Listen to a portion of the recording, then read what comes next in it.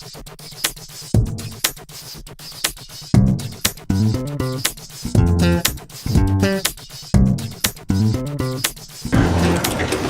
thanks for coming everybody. I'm Matt Newbold. This is the Principles of MVC talk. If you were not intending to attend this one, you can go ahead and leave now. I won't be offended. How many of you have some kind of familiarity with what MVC means? How much familiarity? Kids already use MVC? Heavily? Find out. Okay. Here's kind of the plan for today. I want to start talking a little bit about what MVC is. The talk's all just general principles, not specific to any language or framework. My first big MVC framework was KPHP, so if you see anything sneak in that is tainted that way and you have a different experience, please speak up and let us know if there are places where other frameworks do things differently. We'll talk about models, views, and controllers, as you may have guessed. And questions are welcome anytime. Any questions so far? Okay. So my background's in computer science at the U of U. Been doing websites for a long time now. Been doing MVC and KPHP since about 4 years ago. The talk's primarily targeted web devs. Is there anyone in here who's not a web developer? What brought you here? Okay, thank you. Are you a developer, different kind of developer? Web. Embedded systems engineer, but I do some handy stuff. Cool. This applies to that. And what about you? Mostly mobile and wireless, but looking at some server-side things to build it. Cool. That sounds good. I do a lot with mobile stuff from the server side. So, no MVC experience is required. I'm glad that some of you have some. I kind of tend to be more of a practical approach. You know, what does it take to actually get things done? This one being about the principles of MVC is got some theory, but it's nice to understand the whys as well as how to actually get stuff done. So, long ago in a galaxy far, far away, before MVC was popular, there were really kind of two camps in my mind. One was procedural programming, the older of the two, just kind of write the code, get it done. Does use functions for abstraction and stuff like that. PHP in particular got a bad rep for spaghetti code because of that. You don't have to write spaghetti code. What does that mean? I hear people, is that just procedural programming where it's all over the place? Yeah, so spaghetti refers to your code looks like a bowl of noodles if you try and follow what's happening. Not usually a compliment. Even if you like pasta, it's just not a positive thing when someone tells you that. Right? Spaghetti code had more reference to when people use go-to statements. Yeah. Okay. In the days before functions, Yeah. it was even worse. So, that's older than some of you probably. So,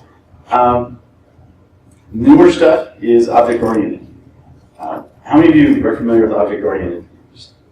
Okay, good. Everyone knows what that is. So, objects have properties, they have methods, and they encapsulate the data with the logic. It can be a lot more clean, easy to understand, a lot less spaghetti. So Ruby on Rails came along. I don't know how many years ago this was, but they, as far as I know, were kind of one of the first on the scene in web development, pushing MVC as a paradigm. So soon after, similar frameworks started to appear in PHP, KPHP, CodeIgniter, Zen is kind of MVC, Symfony, Django, you name it. There are a bunch of frameworks that claim to use MVC. This brought new order to the chaos that you often found, and even among object-oriented programs, there was often a lot of difference in how people set up their system from one project to another. That really kind of added a lot to the learning curve when you brought in a new developer, or heaven forbid, when your developer was gone, you had to pass it on to someone else to kind of figure out what they did, finish the project, or maintain something that someone else had built. This makes it a lot more consistent, a lot easier to get started. Because it's got this extra discipline, it lowers that learning curve. The consistency is improved dramatically. What else does MVC promise? Well, It should improve your code organization if you're doing it right. It has a pretty good structure for where everything should live. There are a few places where you can kind of go either way, but for the most part, there's one best place to put particular kinds of code. It improves your code reuse. One of my favorite things about it is that you can implement functionality at any of several different levels, and by putting it at the right level, you make it available to every other part of the system that might need it. So you should never have substantially similar code that exists in more than one place. Copy, paste, and tweak becomes the thing of the past if you're doing it right. It isolates changes better, so you can go in and make a change to a model, and as long as it keeps the same API, you don't have to go make changes in controllers that use that model or views that are displaying data passed to the controller. And that also helps lower the risk of bugs and the impact that you might get when someone breaks something. So they make building and maintaining a website or a web app so much easier. In my opinion, you want to cry. It's a nice change from the old way. Can be a bit of a learning curve though, which is part of why we're here. Any questions so far? Is this all reviewed for everybody? No? Yes? Boring looks? Okay, so the 10,000 foot view of MVC. How does it work? Well, first there's a request. A request comes in that's routed to an action in a controller. Basically a function that's part of this controller object. The controller uses models, which are also objects, to get and update data depending on what the request was. It might have been a form submission, it might have just been someone's getting a particular URL.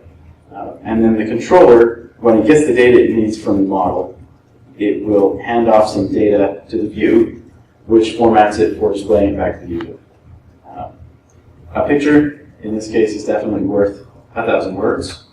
So here's an illustration, which we will come back to a few times. So the request starts out at the client, then the dispatcher gets the request, decides what to do with it, identifies which controller to call. So it calls an action in the controller sends and receives data with the model or models, depending on what it's doing, and then chooses which view is going to be displayed and sends the data into the view. You'll notice that the views are never talking to the models, that the client is never directly talking to the models. The view and the dispatcher are the only things that really directly interact with the client. So this kind of structure, as we'll see, has a lot of benefits. MVC primarily is about what goes where. You can get the same things done with MVC that you can without MVC. It gives you some predictable answers to where do I find X. When you're looking for something in the code, especially someone else's code, this gives you a much better idea of where you should go look for how they're doing that. If you're looking for how does it generate the database query for finding people and what departments they belong in, you would go to the person model, maybe the department model, but you know it's going to be a model and that it's not going to be in some web page somewhere, or heaven forbid, in 12 or 16 or 20 web pages somewhere that are making database queries to find out about people in their departments. So hopefully the most important thing that people can take away from today is kind of a gut feel of what should belong where. Like I said, there's some opinions that come into it. There are times where there are trade-offs between putting it in different places, but hopefully you'll feel like you confidently go tell people, no, that belongs in the model, not the controller, or vice versa, and be confident about it. So we're going to answer what goes in the model, what belongs in a controller, what kinds of things make sense in a view, and to a degree we're going to talk a little bit about how the object-oriented, extending one class to make a subclass can help you. So if you've got two things that are trying to do the same thing, but they don't do exactly the same, you make a parent class and make both of them inherit from that parent class. And then you can put some of the code in the parent class, and then in each child class you only have the differences from that parent code. It makes it a lot easier to reuse your code effectively and get different objects to behave exactly the way you want without having to copy and adjust everything. So, as you may have guessed already, MVC is almost always object-oriented. It doesn't have to be, but it's really rare to see any kind of MVC project or framework that is not based around the principles of object-oriented programming. Like we were saying, using object-oriented programming lets you take advantage of inheritance for code reuse and for consistency, limits the propagation of bugs, for example. One example, in PHP, there's an object class that is at the heart of everything. There's a model class that extends that object class, an app model class that extends the model class for stuff that's specific to models in your application. In their case, they draw a line right here between the app model and model of what's part of the KPHP core and what falls outside the core, and it's just part of your application. This app model is then extended to make the person model. So every model in your project will extend the same parent class, which in turn, so anything that you say, well, all of my objects should be able to have a debug function or a log function. If you implement that in the object class, then it's available everywhere throughout the system. Models on top of that might have a get and a set function, for example, you can do something with. And you might do something different in those functions in a person than you would in a department, but those go down in the individual model, and then everything that's in your parent classes is shared between all of them and can be used from any of them. So by following this kind of a pattern, you get consistent functionality and consistent API, consistent interaction with every model, for example, by doing this. So the same functions work on all your models, even if some of the parameters might mean different things, or if they get processed in different ways. You can really lower the learning curve pretty dramatically by just having them all have the same shape. And then if you have code that works with a model, you want to make it work with a different model, you can swap it out and things work mostly the same. So to me, object-oriented plus MVC is a big win. So the code reuse, limiting the copy and paste, can really make or break how maintainable your code is.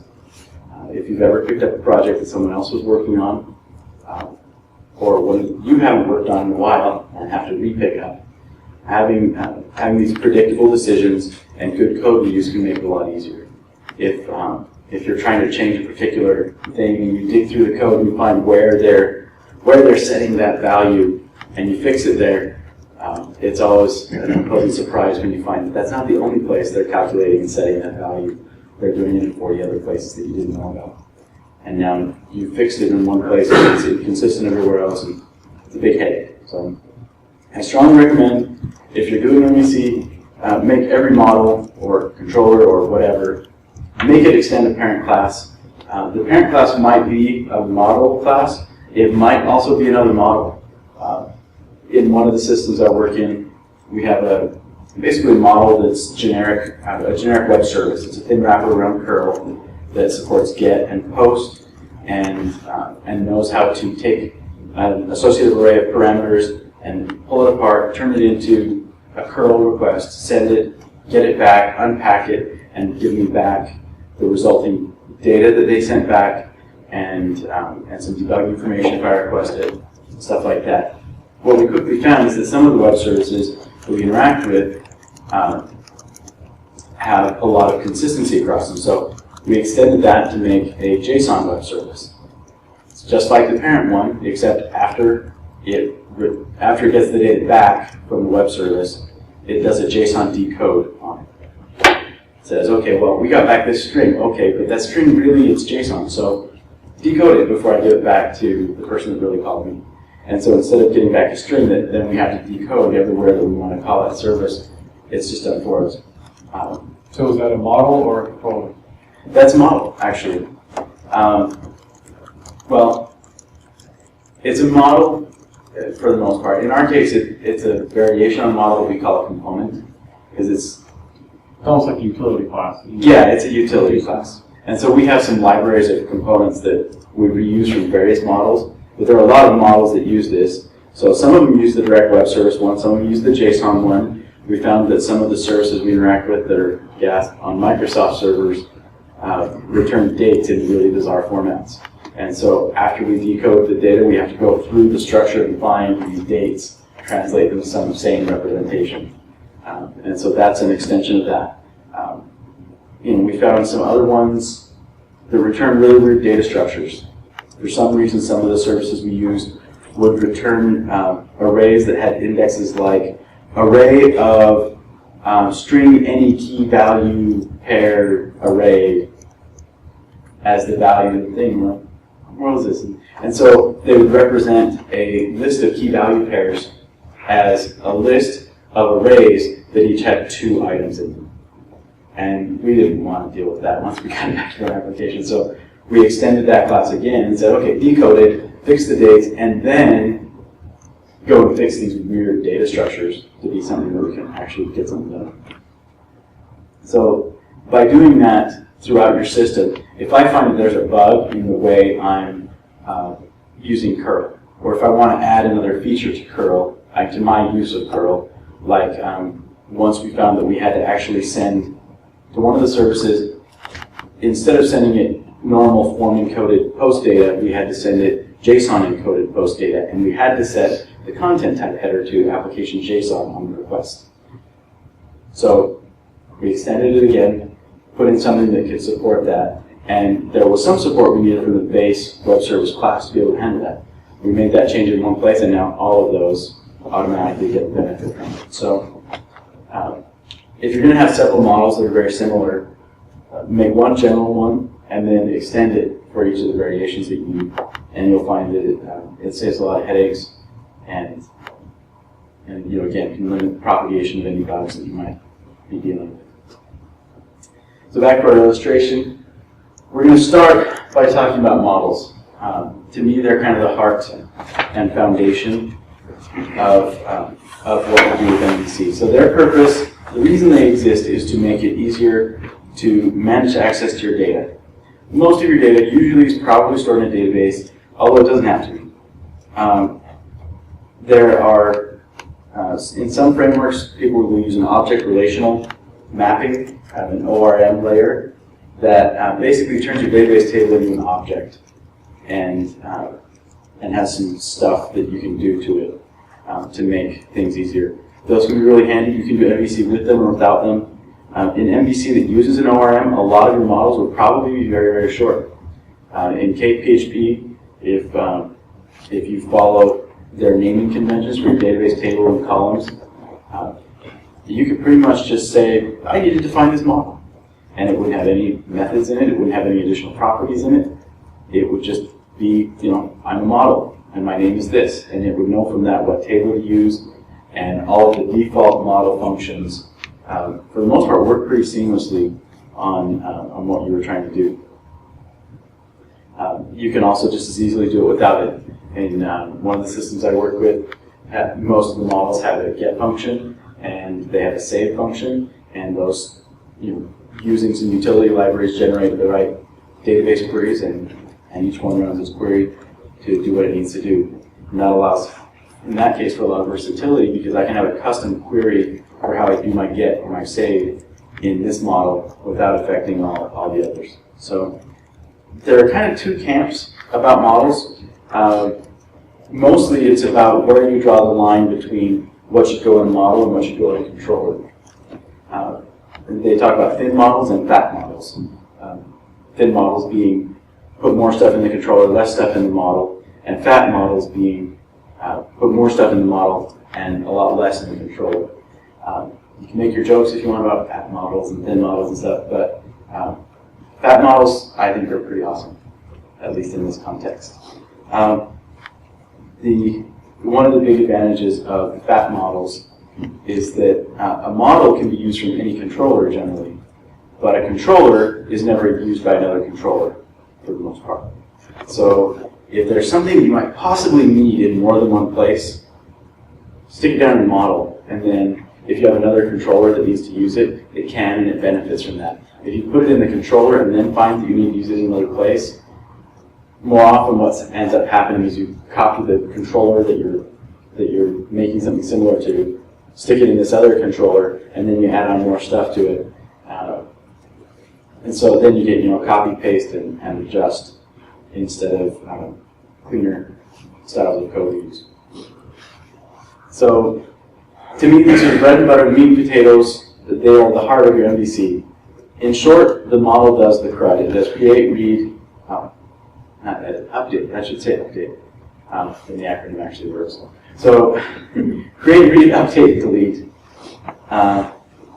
They'll get data, whether it's from a database, web service, or whatever. They'll save data, whether it's to the database, some kind of API, a file, whatever it is that you're saving to, and they'll manipulate it. So if you have something you're going to be able to do on a person record, like, I don't know, calculate remaining time off, paid time off. That's something you put in a model so that it can manipulate the data. Things that are further up in your stack shouldn't have to know a whole lot about the internals of how your models work or how they're represented. They should just have a data structure that that is your kind of your contract with the rest of the world. As long as you maintain that contract, you can do whatever you want under the covers, and they shouldn't care.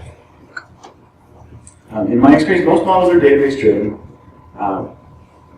I am really a big fan of using one model per database table in most cases. So if you have a database table called people, then each record represents a person. So you can make a model called person that works on a people table and can retrieve a person, update a person, probably not deleting people too often, I hope.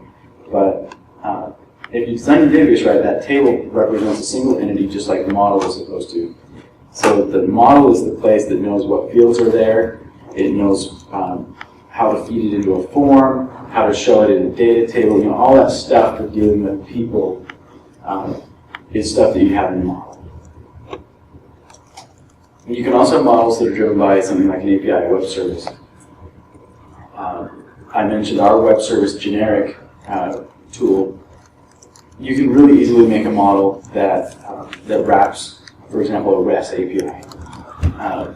The get and save, update, a function for getting a list of results can very easily be translated to a particular call to your REST API. And then there's really no difference to the rest of your application what a model is doing for its data storage. Some models don't even have data storage; they just do data manipulation. So this could be public APIs, it could be private APIs like your interaction with your credit card processor. It can really be helpful to encapsulate some of that in a model. Sometimes models will do more than one thing at a time. They will, maybe you need to update a web service, and you're going to save something to a log file, and you're going to update some data in your own database. That's fine. Just go ahead and put it in there. As long as you code your methods so that they do all the updates you want, everything in your whole system that is using that web service, using that database table, should be coming through this model. So as long as this model maintains your data integrity, everything stays happy. Other stuff that you might find in your models might be file input and output, like reading and writing a CSV file or an XML file, or heck, a dynamically generated PNG file if you want. You can easily put wrappers around external executables. One of the tools we use at work is a deployment tool that has a model that's a wrapper around SVN and has methods that correspond to the different things that we might want to do to an SVN working copy. Any other integration point you might need, stick it in the model, and then it's available to the rest of your MVC. Business logic. Business logic and display logic are two main kinds of things that you'll have in any application usually. I also like to talk about control flow logic as a third separate one. Most of the time, I think your business logic should go in a model. It maintains your data consistency and integrity. By having this one place that touches the data, you know it's always going to be properly handled, that you can fix an issue in one place and not all throughout your whole system.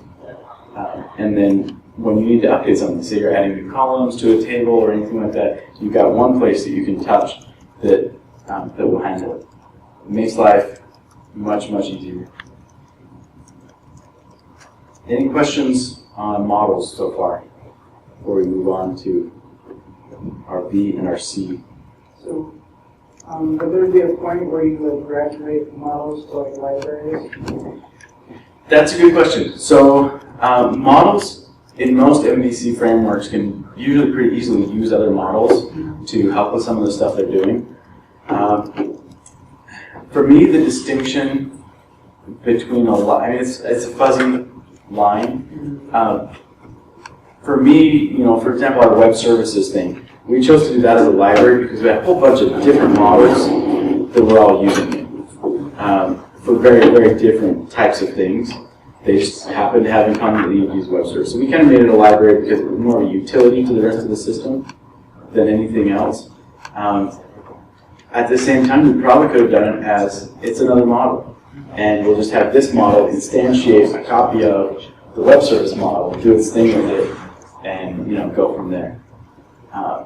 It really can go either way. And the thing about MVC that's nice is there are some guidelines, but at the same time you can adapt it to what fits your situation best. The more standard, I guess, not that there's a standard, but the more typical you can stay with your MVC, the easier it'll be for other people who come and work on it. But it can sometimes reduce the amount of code to have a library that's used everywhere. Then if it takes you 6 lines of code to locate the web service model, instantiate it, and call a web service and get the result back, 6 lines of code could probably be just one if you're using a library in an effective way. Libraries can also be a good way to integrate your object-oriented MVC code with stuff that's not strictly MVC or that maybe isn't even object-oriented. You can put a thin wrapper around that so that you can interact with it nicely from the rest of it, but that thin layer around it will make it feel a little nicer when you're using the other code. But and then you don't end up trying to have a model that's not an object or something weird like that breaks a lot of your conventions. Does that answer your question? Kind of non-answer. But yeah. Just, you said put the business logic in the models. Can you give me a quick example of business logic? Let's see. Say you're calculating statistics. I'm tracking a competition, and there are matches that they play and scores that get generated, and I want to be able to generate a player or a team's win-loss record or average points per game, something like that. Those kinds of things, you could generate them. So one way that people might do it is they say, oh, okay, well, I'll just get this list of games that they've played and pull that out of my model in my controller, and then in my controller I can go through them and do the calculation, and then I can pass that result in my view to display it. I would suggest putting that logic about how to calculate those averages, how to get that scoring record, whatever it is that you're trying to do. If you put that in the model instead, then the controller becomes a lot simpler. All it has to do is call and say, give me the record, the win-loss record for this team, or average points per game for this team. And so by having that in your team model, you would be able to have all of the details of how teams work in that one place. And then every controller that's using a team, say you've got a team stats page, and that's where you started using it. And then later you decide, oh, you know what, I have to put this on the profile too. Oh, well, that's a different controller, and oh, crap. And so by having a model, you don't have to worry about that, because as soon as you get another controller that wants to use it, the function's already there at the bottom level that's accessible to any controller. And so by putting that logic down lower in the stack, so to speak, it makes it more available and reduces any temptation you might have to say, oh, well, this function in this controller does it. I'll just copy that and make the change everything, which quickly leads to a lot more code that you've got to maintain, making stuff harder. Does that answer? Anything else? Okay, so models. All right, here they get used by the controller, and the controller hands data to the view. We're going to talk about views next. We'll go in order of the acronym, MVC. So views are the pretty face. They're the display of the data. They're independent from the management of the data. You can easily display the same data in totally different ways. You can have a skinned user interface that's really nice. You can display it as XML or JSON, or you can display it as HTML. It all just depends on your view. The controller can hand off the same set of data to a different view and get a totally different look and feel. Perhaps even a totally different resulting data set. You know, if you call it in a particular way, you know, you pass in a parameter Ajax equals yes, and then instead of handing you back HTML, it gives you back all the data in JSON, for example. Generally, views should only contain display logic, the stuff that massages the data for display. You never want business logic here. So while you could make a view that knows how to calculate an average of points per game that a team has scored, you really don't want to do it in the view because your chances are pretty good you're going to need to use it somewhere else. If you did do it in the view and then you had another view that was presenting the same output in a different format, you'd have to put it in both views. So pushing it down lower will let that same code do the job for both places, and you don't have to unnecessarily duplicate stuff. In most systems I work with, views are templates. PHP itself is a templating language. Some of them might use something like Smarty, or what are some of the other ones? Rails has some stuff like Haml and Sass that can be used to abstract your HTML and stuff like that. I'm a proponent of templates that are in the main language that you're working in, just to limit the number of new things that you have to learn how to do. PHP is already a pretty good templating language, so using Smarty to me just adds another layer of learning and another layer of limitation. Now, there might be times where you really, really need that. For example, if you have templates that are written in PHP for your views, there's nothing that really prevents people from writing whatever PHP code they want there. If you had something that's written in something like Smarty where you've got an if and you've got a for each and that's kind of it, then you can really control that a lot better.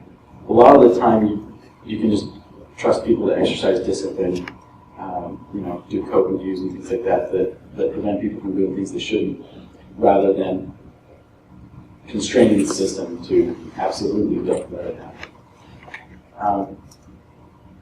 Let's see. So views don't manipulate data. Generally, you shouldn't be doing much to the data that you pass into the view. It's usually ready for consumption. You never, I rarely use absolutes, but I really do mean never access models from a view. It will bring you pain and sadness. The controller should be handing the view everything that it needs to display. The controller gets everything ready, puts it into this list of stuff that you're going to send into the view, and it should all be coming from the controller. The views only use display logic. So what's display logic? Business logic is the rules of your application. It should go in your models. The views can use logic, like conditionals and loops and stuff like that, but it really should only be logic about how to display something. Rounding numbers, changing capitalization and stuff like that, those are perfectly valid to have in your views, in my opinion. But really, shouldn't be any more complex than that.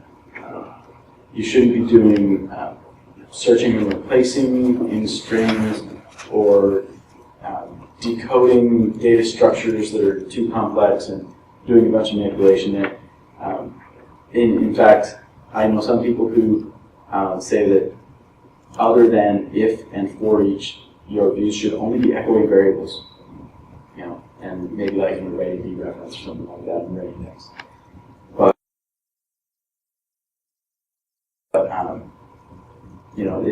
That's really kind of what views are for. There for just saying where you want to stick it, where you want to stick the data in the output. Views are great for rendering something to HTML, but it's also possible to have views that are more context sensitive. So if you need to provide the results in two different formats, like a JSON response for an AJAX request, it might be a different view, or you could make the same view be context sensitive, depending on what's passed into it. Probably for better maintainability, a separate view would make sense if it's doing something completely different. It might be the same controller action though. that just looks at, is this Ajax? Oh, use the JSON view. Otherwise, use the HTML view. You could just as easily have views that output XML, CSV, PDF, PNG, or any other 3-letter acronym of your choice. They're really very versatile, despite the fact that they don't have a lot of logic in them. Any questions on views? They're kind of a little less exciting than the others. Yeah. So how often do you have a designer build the views versus design something and you're the developer actually converting it into an actual view and application? That's a good question. I think for the most part that depends on your organization. It depends on what people you have. Some places, so if you've got a designer, it sounds like you've got at least a designer and a PHP dev. Some places may have a front-end dev that's doing the HTML and CSS. Sometimes it's the designer that's doing this role.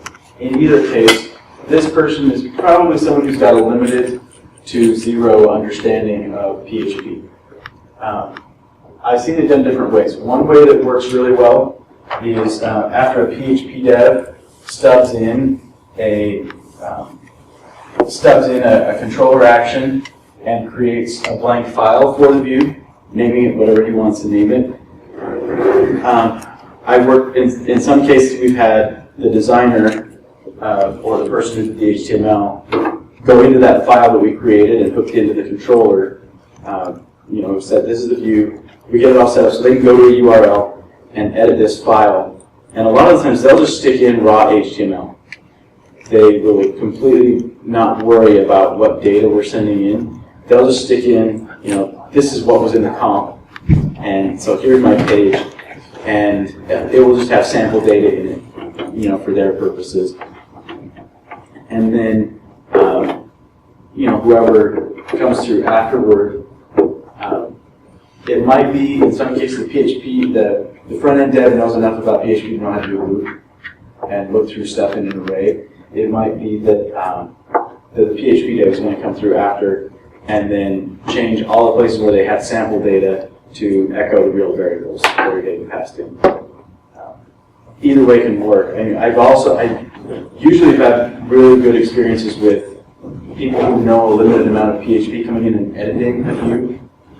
Usually they'll see that PHP tag with echo something and know, oh, okay, that's this variable. I don't want to touch inside of that, but I can go change all this HTML around it, no problem. And so usually there's not a big deal with them going in and modifying something that's already there. Putting in the actual PHP, to make a loop that generates a table, or depending on the person, even sometimes to echo out the variables. That might be a PHP dev, but it could also be one of your front-end guys, depending on their skill sets. So of those three characters you listed, the designer, the front-end dev, or the back-end developer, I guess, for lack of a better term, what happens when you have an application that's got an Ajax or some jQuery, and the front-end's got to know something about how to make requests and where to go next? Yeah, that is a good question. So it definitely requires coordination. Some organizations will do that through like a document where they'll say, this is the Ajax API. This is how you will call it. And then whoever's programming your JavaScript, whoever's programming the Ajax code on the client side, they have to know something about programming. So they'd be able to work with that. In our organization, in the one we're in right now, the front-end developer usually does the JavaScript, the HTML, and CSS. But because the Ajax request has to be handled and responded to by the server side, usually the PHP dev would be handling that. And so so there's one part that is generating a page, an HTML web page, and sending it out there. And it's got some JavaScript that's attached to it that's going to do some Ajax when certain things happen. Those Ajax calls are going to make a separate request. That's going to cause another request, a different response to come back, and then that JavaScript is going to have to unpack that response and then update the page with whatever it's going to do. That, where I am now, it's worked best to have responding to the Ajax request be the PHP side, and then whoever's writing the JavaScript, usually the front-end guys, will handle the making the request and then updating the. So in that AJAX case where you have AJAX request comes to the server, it comes through a controller, it hits some model or set of models, goes back through a view, potentially just formatting as JSON. Right. And then there's another kind of view activity going on the client side where that JSON's formatted and rendered in some way. Right, yeah, depending on what your AJAX is, maybe it's a new, sometimes you can have an AJAX handler that sends back HTML. Right. It might just be a snippet of HTML that someone's going to stick in a certain div somewhere. That makes the JavaScript really simple, and then the server side of that becomes basically the same as any other view. The biggest difference in that case might be that rather than an entire page, with whatever skin layout you have around it, it's just going to send back one little snippet of HTML. In other cases, the AJAX is going to respond just with JSON, and there's going to be something else that happens to update it. But the views really are flexible enough to do either one. Usually in your framework, most frameworks I've worked with have some kind of skin or layout that defines what your header and footer are and where in the page you stick the content that the view generates. Usually the view doesn't include header and footer stuff, it's just kind of the main body of the page. And then there will be something that generates the rest of it, usually including the menu, navigation stuff, and any footer links you might have, and all that kind of thing. For making that play nice with AJAX, usually all you use is a way to tell it, no, don't wrap this, just send this back plain.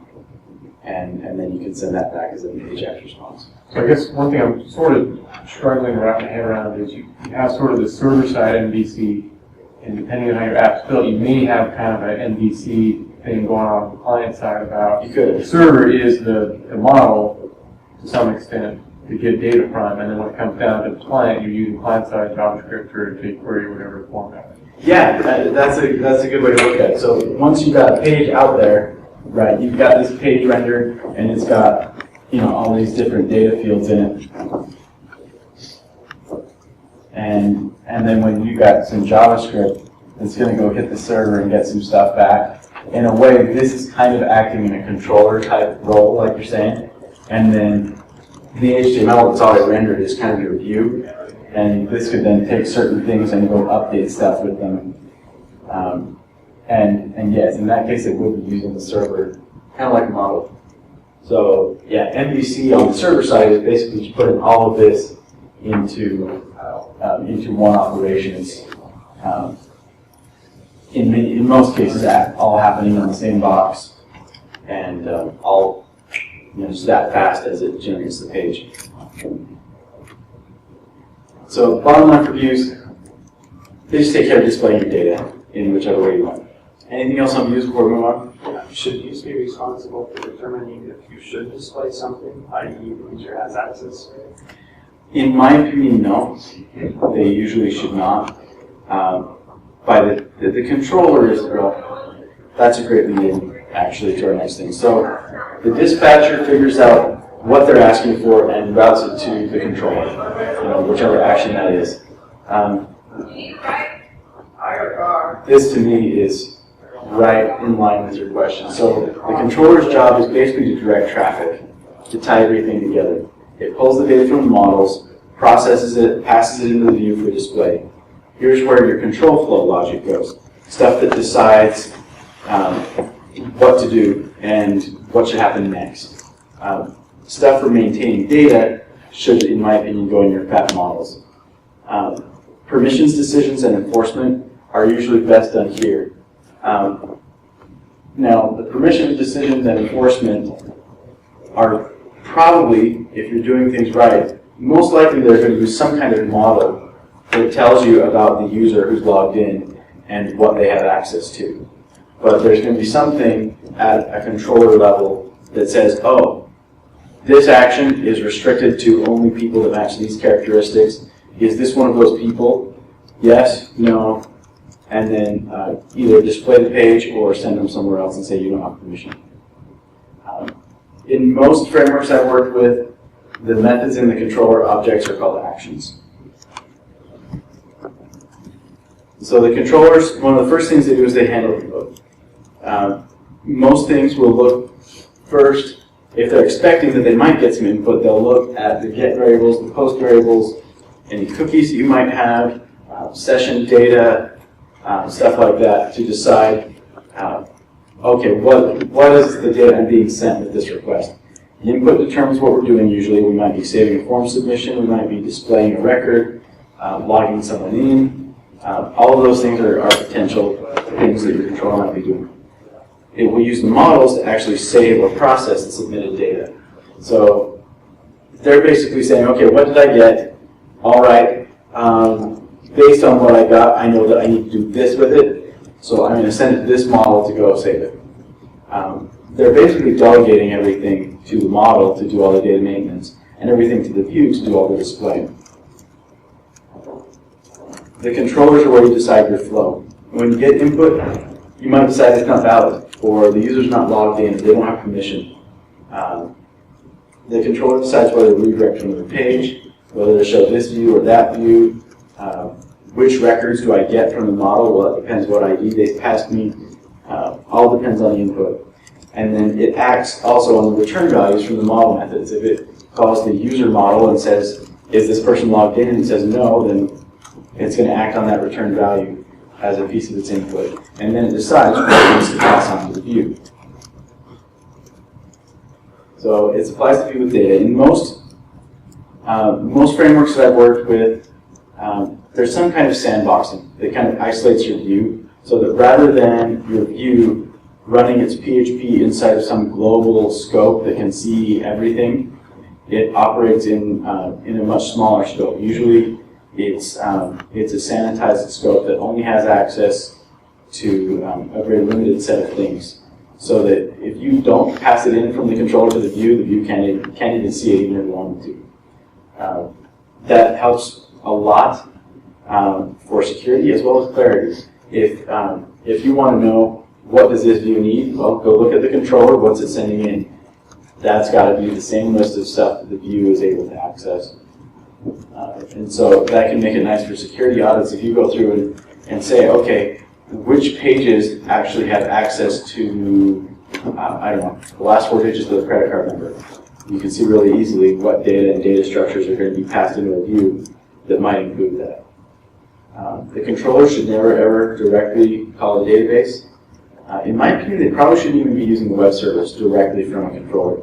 They should be calling models to do the dirty work, so to speak, for them. They also shouldn't be building any HTML. That's the view's job. So, any questions on controllers? They kind of wrap everything together. And in my opinion, if you're using fat models well, and if you're putting your display logic in your views, usually your controllers are pretty small. They need to say, okay, when I get, this route says I'm going to get this URL that goes to this action. Okay, for this page, I need to take this input, process it this way by calling these models, and then send these results from the models into the view. And a lot of the time, your actions might only be 10, 15 lines of code, sometimes less. That can be a really good thing. If you find yourself writing a lot of code in your controller, especially if you find yourself writing similar stuff in multiple actions or multiple controllers, that's a good sign that you might want to make a utility helper, something that you can call from a bunch of different places to help with that. It might be a sign that there's something you can push a little deeper into a view to minimize the code overlap you might have. So, circling back to our illustration, the part we talked about the least so far is the dispatcher. If there's no other questions, we'll talk briefly about how that works. So, in most frameworks I've used, it's called routing. Someone asks for URL. Pretty typically, there will be something that looks up what that URL corresponds to in terms of controllers and actions. Some frameworks will have a convention. KPHP, for example, if you call a URL for /, it will look for the index action in a particular router, in a particular controller. If you call slash something, it interprets the first component of the URL as the controller name, and then so this would call foo index.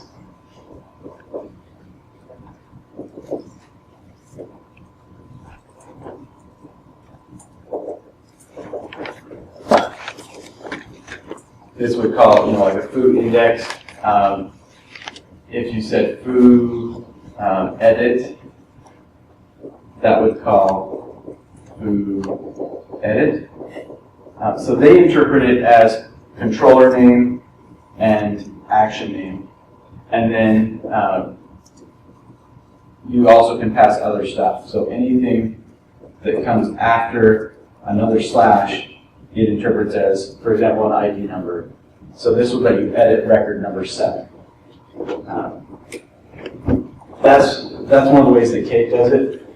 Others that I've worked with are very explicit. There's actually a routes model that gets used and a routes table in the database that literally lists every URL or URL pattern that should be valid and defines, okay, here's where I want this to go. And then you're able to select one of those as your 404. If I don't know where to go, what page do I show them? In our particular application, besides saying which one's the 404, we also have a particular route you can designate as the login page. So if someone's requesting a route that's marked as access restricted and they're not logged in, we're going to send them to the login page and then bring it back. So that, like I said, varies pretty widely, but there are a lot of commonalities that it always has to do. Usually this dispatcher or router is what's going to do any pre-processing on your input data and pass that along to the controller. Sometimes it comes in as, might come in as get and post data, and it shows up in your controller as parameters to your action, for example. And then the controller action pushes both the data used in the model and sends results to the view, display for the user. You've heard me mention framework a lot. Most people doing MVC, I would say, probably use a framework that someone else has developed. Some people will have a framework that they themselves develop.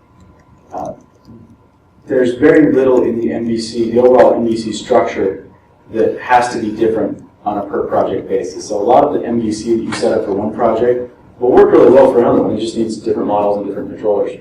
So that core framework for using MVC, it's really easy to have that be consistent across the whole thing. Really beneficial. If you really want to, you can roll your own, but there are a lot of good options out there in a wide variety of languages. Some of them are more opinionated than others, to use Ruby on Rails' term. Some frameworks will have some conventions that are pretty heavily ingrained in everything they do. Usually the benefit to that is that if you follow their convention, there's a lot more things that will kind of happen automatically for you, which can be really nice. It can be confusing if you don't understand what automagic is going to happen with your framework. Whatever you choose, you avoid a lot of pain if you go with the flow. If nothing matches your flow, that might be a good time to look at doing something custom. So that is about the end of our whirlwind tour of MVC. Any other questions? Anybody going to go use MVC now? Scare everyone away? Going back to spaghetti code. Yeah, so, there's something comforting about pasta. Yeah. But, as a last note, MVC is super helpful if you're working with a team.